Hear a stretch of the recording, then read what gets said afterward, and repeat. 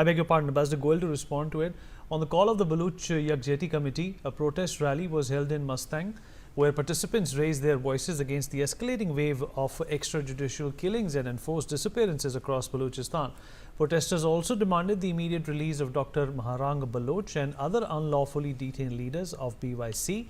The rally reaffirmed the growing grassroots resistance against systematic state repression, asserting that the struggle for justice and dignity will not be silenced.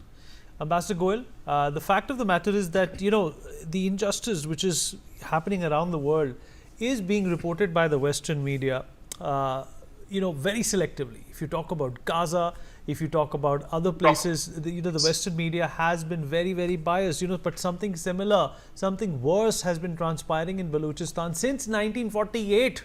But the Western media has looked the other way. You think it's India's responsibility to apprise them of this evil and this sinister mechanism which has been orchestrated by the ISI and the Pakistan Army in this state?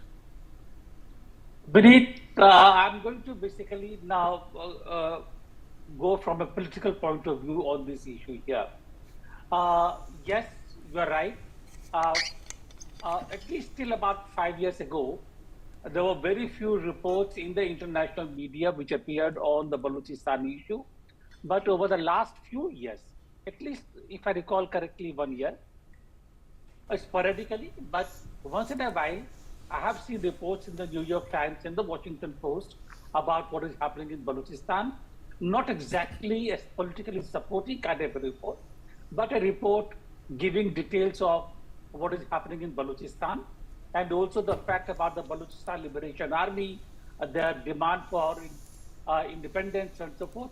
All that has come into selected reports in the international media. Coming to the support from the Western powers, I think we should know by now what the Western global order is all about.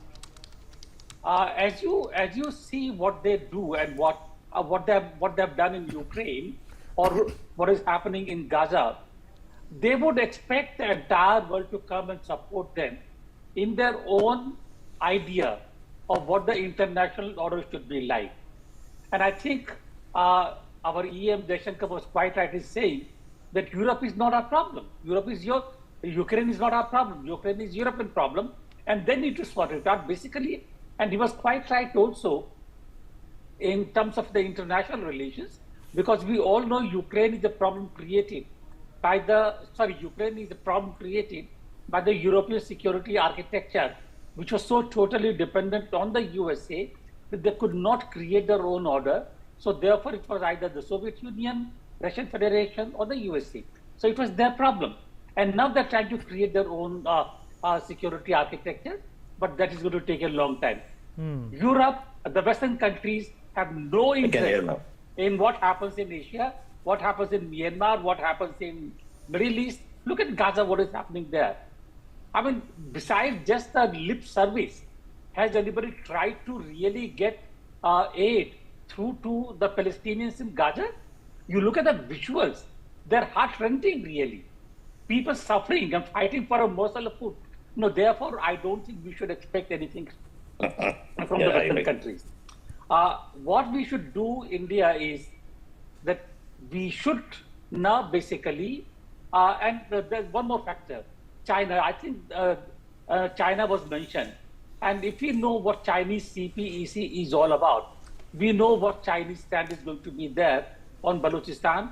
It is going to be very, very unreal, very unrealistic to expect China to support the demands for the Balochistan independence. Gwadar is a lifeline to the Arab Sea. Therefore, India has to basically now create a momentum for the Balochistan. And that momentum is to be created not by anything else, but basically articulating or giving space to what Balochistan aspirations are. And then we'll see how it goes from there, really. Because the fact is that Balochistan cannot be kept under control only by kidnapping people, making them disappear, unwanted killings, that can't keep Balochistan under control forever. Things are going to change. Absolutely right. So well said. Well, Mr. Ahmed Mustakhan is with us again. Ahmed Mustakhan, I hope you can hear me now, sir, and I can hear you. Yes, sir. Thank you. Thank you.